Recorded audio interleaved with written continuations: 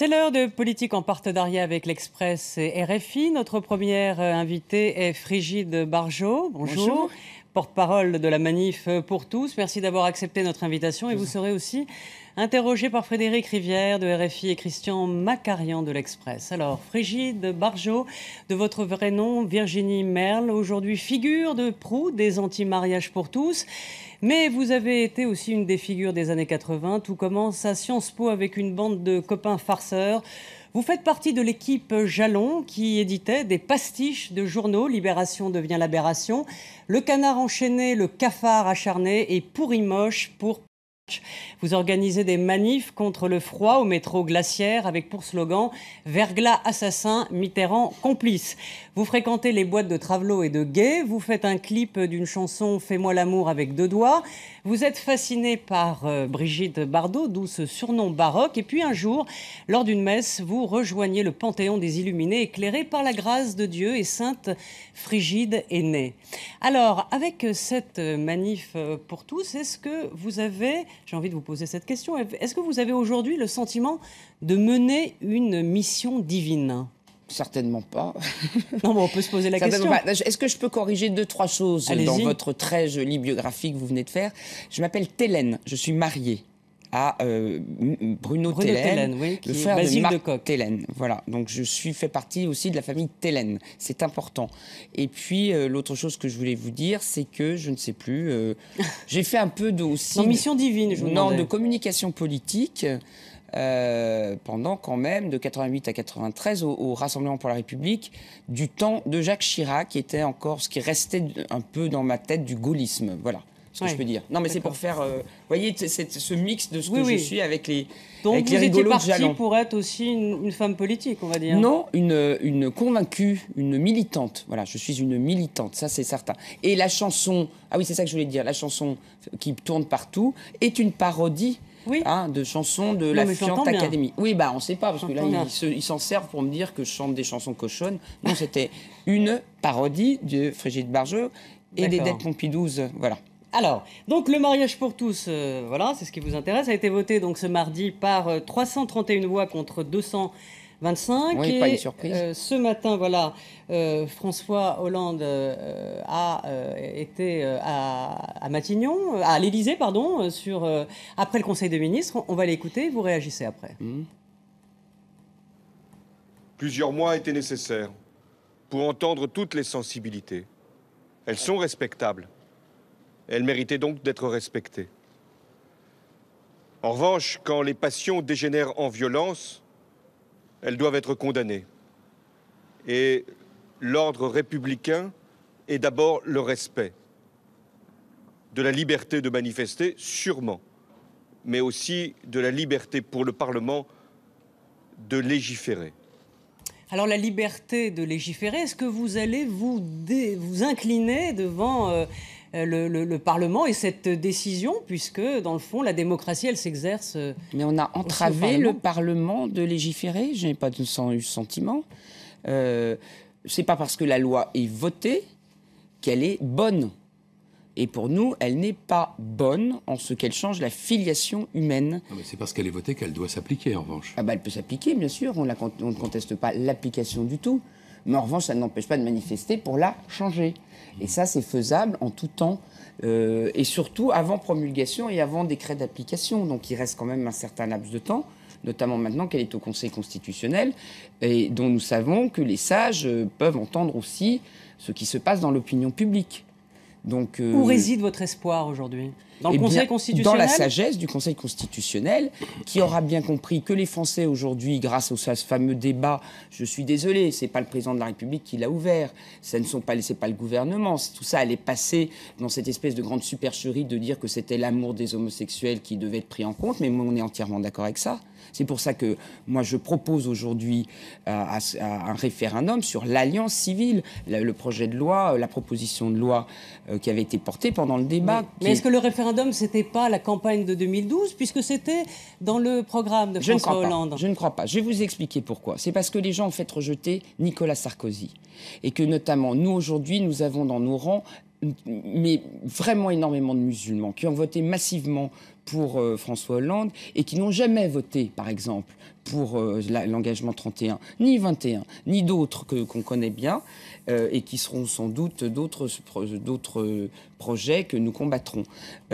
Pour revenir à ça, aujourd'hui, M. Hollande est à 25% d'opinion favorable. Ne me dites pas qu'on a voté, on a fait un référendum pour M. Hollande, parce que ça fluctue énormément. Donc vous êtes en train de me dire que ceux qui sont contre le mariage pour tous n'ont pas voté pour François Hollande, c'est ça que vous êtes en train de m'expliquer? Pas ce que je veux vous dire, c'est que quand on a voté pour François Hollande, on n'a pas voté pour le mariage pour tous. Et aujourd'hui, on s'en rend compte. Et en plus, comme aujourd'hui, plus personne, enfin, beaucoup moins de monde suit ce gouvernement et ce président de la République, ce que je déplore moi-même, j'aimerais bien que ça soit plus consensuel tout ça, eh bien, on est encore moins habilité à être pour cette loi.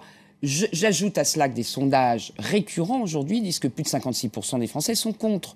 Contre l'adoption, c'est ça, c'est la partie adoption. Non, ils ont compris que la loi, c'était l'adoption. La loi, c'est pas l'union. La loi, c'est l'adoption, parce que le mariage, c'est la filiation et l'adoption. Voilà. Donc c'est la légitimité de notre combat aujourd'hui. Et c'est en cela que je pense que les sages du Conseil constitutionnel auront bien compris qu'il y a aujourd'hui un mauvais ajustement, enfin une mauvaise construction de cette loi. On ne peut pas ouvrir l'altérité sexuelle à 2 hommes ou à 2 femmes. Donc on ne peut pas ouvrir la procréation. Regardez ce qui s'est passé hier. Pour l'instant, ce n'est pas le sujet. Si, c'est parfaitement le sujet. Excusez-moi de vous le dire, l'adoption ouvre à la procréation artificielle. La GPA et la PMA. Hier, pour fêter la loi par me casser la gueule, les jeunes LGBT demandaient la PMA à l'hôtel de ville. Donc c'est bon. Et j'ajoute à cela... médicalement assistée, ouais. Comment ? Non, la PMA, je dis oui, pardon, la procréation, elle n'est plus médicale, sauf à penser que les homosexuels sont malades. Elle est aujourd'hui techniquement assistée. C'est une procréation artificielle qui est ouverte à tous. Je rappelle que le président Hollande disait lui-même qu'il comprenait très bien que la PMA devait pouvoir s'appliquer, disait ça pendant la campagne, aux femmes lesbiennes et à toutes les femmes qui ne voulaient pas de relations sexuelles avec des hommes. Bon, écoutez, voilà. Bon, qu'est-ce que vous allez faire si le Conseil constitutionnel, s'il est sage, puisque visiblement vous mettez votre foi entre les mains des sages. Ma conviction, que les sages comprendront que le mariage, c'est la filiation et qu'ils vont en faire un fondement juridique supérieur. Mais s'ils ne le font pas, qu'est-ce que vous faites ? Eh bien, nous continuons quand même. Manifester jusqu'à ce que le président...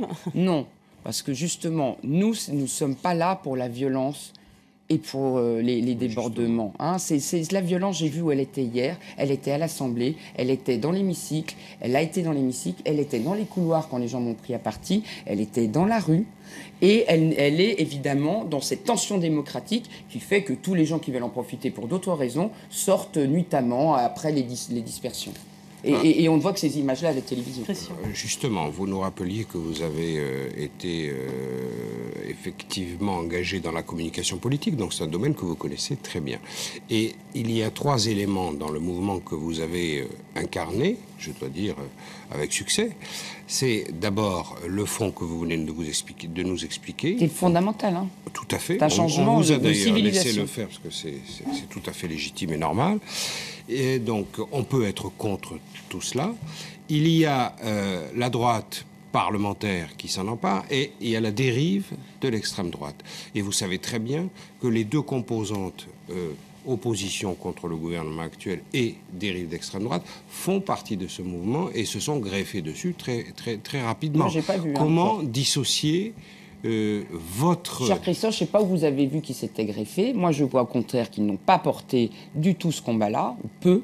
Jean-François Copé, après que je sois allé le voir, on s'en est emparé. François Fillon ne l'a jamais pris en compte. Et là, la réalité de ce que devrait être aujourd'hui l'état de la négociation, enfin, ou en tout cas du combat pour faire retoquer la loi, ça serait de porter l'alliance civile. Ils ne le font pas.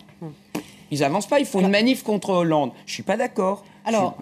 Il va falloir la faire, mais pas contre Hollande. Moi, je suis toujours sur le même sujet. Alors, je ne sais pas si on va pouvoir voir les images, mais il y a une image qui a choqué certains. C'est ce mano à mano et cette bise de Gilbert Collard du Front National qui était à vos côtés. Aujourd'hui, le Canard enchaîné de cette semaine écrit que votre père était au Front National. Est-ce qu'aujourd'hui... Non. Alors, excusez-moi, c'est un copain de Jean-Marie Le Pen. C'est quand même pas la même chose. Vous voyez, non, mais c'est Le Pen qui dit que votre père était au Front National. Non, il n'était pas au Front National. Bah écoutez, très bien. Non, mais je vous demande alors. Oui, alors je vous dis non. Ça a été sur la fin de sa vie, parce que mon père a toujours été il a suivi les présidents de la République, et puis après Chirac, si vous voulez, il est devenu pote avec Jean-Marie Le Pen. Voilà. Mais en même temps, c'était un peu les mêmes générations, les mêmes modes de vie, les mêmes... Et vous le connaissiez aussi? Bah, bien sûr, oui. Mais vous attendez, l'appréciez? c'est comme à Jalon, je vais vous expliquer. Les personnes ne sont pas critiquables en tant que telles. Enfin, je veux dire, une personne est un ami, quelles que soient ses opinions politiques, excusez-moi. Moi, je n'ai pas de souci à avoir des gens d'extrême gauche et des gens de droite nationale. Voilà. En même temps, j'ai voté pour Ségolène Royal, j'étais à Charletti, j'étais très ami, et j'espère encore, avec Pierre Moscovici, qui est venu à Port-Grimaud chez nous. Voilà, vous comprenez? Moi, ce qui m'intéresse, c'est les gens. C'est pas les idées politiques, je ne fais pas de carrière politique. Vous avez dit que vous vouliez en faire une. Ah, pas du tout. Non, mais quand est-ce que je vous ai dit ça? Que vous pourriez présenter des candidats municipaux. Alors, c'est un autre sujet. Il ne s'agit pas de prendre le pouvoir. C'est pas de la politique c'est de la politique. D'accord. Vous voyez ce que je veux dire? Ces valeurs qui aujourd'hui je vous explique. Ces valeurs qui aujourd'hui ne sont plus représentées dans nos partis politiques, ou en tout cas les valeurs inverses qui sont portées aujourd'hui clairement par la gauche, qui remettent en cause cette dignité de l'homme assis sur ses fondamentaux, que sont effectivement préserver la vie, l'accueillir, faire attention à la fin de vie, faire attention aux plus faibles, faire attention à la liberté de conscience, à la liberté de croyance, à la laïcité, qui ne doit pas être une laïcité fermée, que l'enseignement soit celui des parents, pas celui de M. Payon, etc. J'allais vous poser la question. Que pensez-vous de l'institution d'une morale laïque? Est-ce que vous la situez dans j'aimerais bien savoir... la lignée de tout ce que vous venez de condamner? Ça dépend si elle laisse de la place à la liberté de conscience. Voilà. La morale laïque, si ça doit être de la propagande idéologique, c'est non. Maintenant, nous donnons la plus grande importance à la liberté d'éducation des parents. Et si ça doit être la loi du genre imposée dans les programmes, avec en plus une morale laïque qui empêche tout fait religieux, c'est pas la peine. Est-ce que on dit que vous pourriez monter une sorte de courant politique qui pourrait ressembler au Tea Party aux États-Unis. Moi, je bois du vin, je ne bois pas de thé, et je ne sais pas ce que c'est que les Tea Party. Et on m'a déjà... c'est Sarah Palin. Oui, non. Voilà, Sarah Palin, j'attends qu'elle vienne s'habiller comme moi et se coiffer aussi mal que moi. J'ai des problèmes avec mes cheveux. Et donc, non, mais ça n'a rien à voir, arrêtons, là, c'est n'importe quoi. Nous ne sommes pas des ultra-conservateurs libéraux. Vous voyez, nous sommes des Français qui sommes attachés à ce que une certaine... À quoi? Aux valeurs catholiques, aux valeurs... Pas catholiques, on est avec des musulmans, arrêtez. On est avec des athées, je suis avec un trotskiste, avec des valeurs vitales et fondamentales qu'on peut résumer effectivement à celles que je viens de vous citer. Est-ce que vous pourriez, si vous vous présentez au municipal... Je ne me présente pas. Faire appeler, votre parti, s'il est créé, à faire voter contre les... Ça ne sera pas un parti. À faire voter contre des maires qui célébreraient des mariages homosexuels. Si la loi était bien sûr Je crois que vous n'avez pas promulguée. saisi du tout, pardon. Il y a votre téléphone qui sonne. Vous n'avez répondre, c'est pas peut-être François saisi. Hollande. Oui, c'est vrai, c'est peut-être l'Élysée. Non. Je pense que vous n'avez pas saisi. Nous présenterons contre les personnes qui ne portent pas ces valeurs ou qui ont voté contre pour la loi Taubira, en contradiction avec leur électorat. Je pense à Mme Keller à Strasbourg et à d'autres qui n'auraient pas... Même, vous savez, par exemple à Paris, M. Le Garret a été extrêmement présent, actif, a organisé des débats, a été à toutes les manifestations et je pense va être là, je l'espère, porteur de notre demande de référendum sur l'alliance civile et de constitutionnalisation du mariage homme-femme. C'est ça c'est ça la qui partagent peut-être pas votre expression, mais qui sont contre absolument. La loi. Nous les voyons aussi. Ils sont dans notre mouvement. Mais ils s'expriment pas davantage. Oui, vous vouliez me poser une question. Non, je voudrais juste revenir en quelque sorte à votre calendrier d'action, parce que donc la loi a été votée hier, il y a la décision du Conseil constitutionnel dans 15 ou 30 jours. Qu'est-ce que vous faites si en effet la loi n'est pas remise en cause par le Conseil constitutionnel? Comment vous vous y prenez? Elle est plus amendable, la loi. Oui, mais la démocratie est toujours elle peut toujours être exercée. Le président de la République peut toujours entendre un peuple qui ne veut pas aujourd'hui qu'on change les fondements de son droit civil. Par quels moyens vous voulez lui faire entendre? Vous n'avez pas réussi jusqu'à maintenant. Manifestation. C'est-à-dire, vous espérez quoi, des manifestations avec 10 millions de personnes? Oui. Et là, que le président de la République dit « je me suis trompé, finalement c'était une erreur, cette loi, on la retire ». Il perd toute crédibilité, c'est pas envisageable comme scénario. Pourquoi il perd toute crédibilité? Parce qu'il a porté cette loi, elle est au Parlement, elle est votée, et puis finalement devant... Mais d'autres présidents l'ont fait, cher.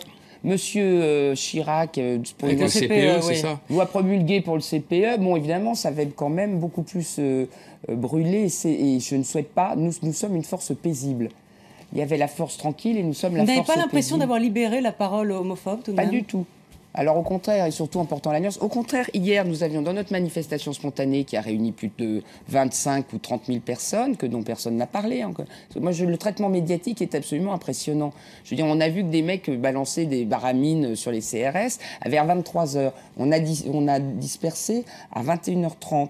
En se tenant la main, en chantant la Marseillaise et non, rien de rien, on ne lâchera rien. Alors, ce que je voulais vous dire pour ça, c'est qu'à aucun moment, il n'y avait d'homophobie dans nos slogans. Et les jeunes qui étaient allés faire la fête à l'hôtel de ville nous ont rejoints parce qu'on annonçait l'alliance civile en mairie, qui est une égalité des droits d'union jusqu'à ne pas changer la filiation. Alors, dernière question, et c'est la fin. On avait des drapeaux, des rainbow flags hier. Vous avez vu? Oui, on aimerait voir les photos de ça. Alors, et Madame Boutin est partie parce que l'alliance en mairie, effectivement... Henri Guénaud, qui est farouchement contre le mariage pour tous, a voté oui. Oui, vous dites... Non, je dis, il a fait comme d'autres se sont trompés. C'est dans une telle précipitation. Tout ce qui s'est passé, pour s'auto-célébrer après le vote qui a été fait en 3 secondes et demie, sont précipités, il a pu avoir le droit. C'est une erreur de doigt. C'est une erreur de doigt. Il aurait bien avoir 2. Pas de doigt, mais un doigt. Est-ce que vous souhaitez que les maires ne célèbrent pas de mariage homosexuel? Non, c'est une liberté de conscience, monsieur. Je vais vous expliquer. Merci. Non, on n'a plus le temps. Ah bon, d'accord, c'est leur liberté de conscience. Et moi, j'irai à des mariages si je suis invité par mes amis homosexuels. Voilà. Vous irez? Bien sûr. Bon, qui comprend, qui voudra. Merci en tout cas. Enfin, c'est très clair quand même. Oui. Ce sont des valeurs, ce ne sont pas des personnes, ni des situations. Merci Frigide Barjot d'avoir accepté notre invitation. Dans quelques instants, notre deuxième invité, Emmanuel Morel. À tout de suite.